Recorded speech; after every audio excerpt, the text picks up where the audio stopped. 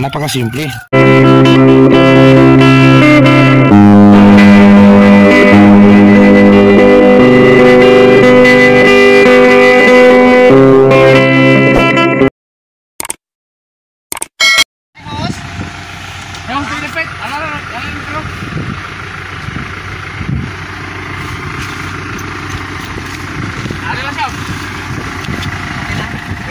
Sakto morning mga kasakto. So mga kasakto, yung napansin nyo ngayon is yung ating palapit na farm na garararo siya for the purpose na mabilis yung pagta-transplant ka ng kamote o sweet potato. For the purpose na madali, ginamitan nila ng traktor. Abangan nyo guys kung paano ito madaliin magtrabaho.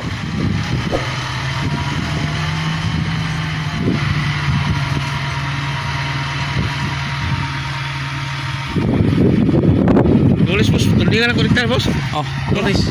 Kira mo? Dami mga agi gud lalom ba? Wapo tayo. A few moments later.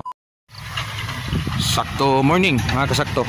So mga kasakto, continuation nito sa video natin nung nakaraan.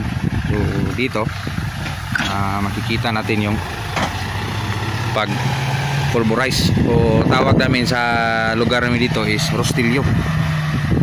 Rostillo tawag dito sa iba, sa iba pulverize sa English, may ibang term sa ibang lugar. Kahit ano basta yung hitsura is ganito na after nararo. So nung previous video natin, yung nakita nyo sa taas, yan yung ating first batch. So nakita nyo din sa video, yan sa gilid ko, kasulukuyang first araro yan. So pansin nyo sa gilid ko, yan nagpipli na yan. So una-unang araro yan doon sa taas. So ngayon sinali din dito sa baba. Tapos dito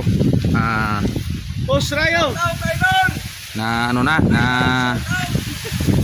progress na. So sa ito yung ating subscriber sa pinakamalakang kasi ito ang nag-harvest siya. So yan ngayon ang kanyang pitsay.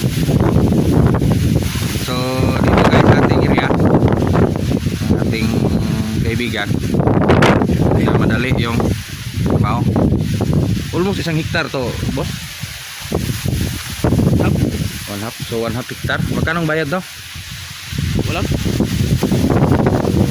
Dati pa bayaran kasi sa area na ito lalong malayo yung sa city.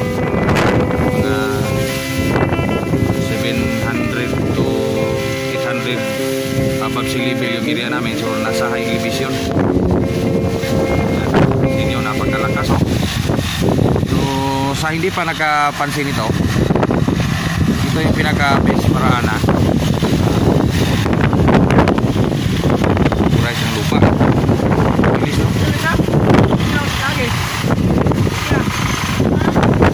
Ito yung may-ari likod.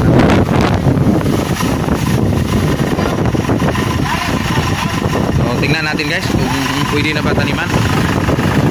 Maganda. Ulit pa isa? Isa pa ulit? Ha? Okay. So yung driver guys, ibigan natin. Bago yung unit nila.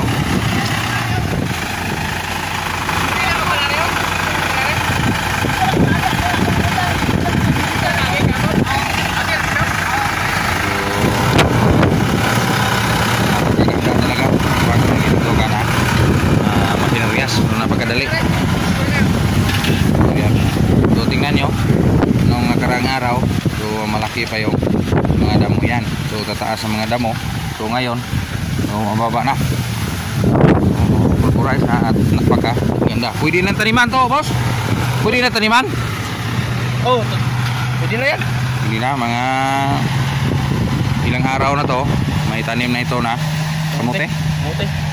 Kamote kasi sa amin to guys, kasi malakas yung hangin. So advisable yung mga root crops sa time ngayon. Malakas yung habagat, pansin nyo. Ang ating haring bulkan umuusok rin. Patuloy pagbigay ng asupre, pero yung ayuda is wala. So yun ang pinakamahirap dito sa area natin. So malakas yung listahan, malakas yung, pero yung sa tulong ng farmers talagang meron din kung magpusiso ka, pero mahirap. So back tayo sa ating storya na Rostilio. Rostilio guys, talagang mapulverize. So pansin nyo, so sa tingin nyo kanina malaki ito, pero ngayon no, napaka pulverize na. So pagkadali no, trabahong ito. So hindi, walang hirap. So sa ganitong paraan napadali yung trabaho at makapagtanim ulit. So yan lang muna ang kunting update dito sa ating area, Calauan City, Negros Oriental. Still magpasalamat sa bagong subscriber at bagong kapunood. Continue natin suportahan ang sarili nating sakahan. Diyan tayo sinso kung sipag lang at tiyaga yung ating gamitin. Salamat.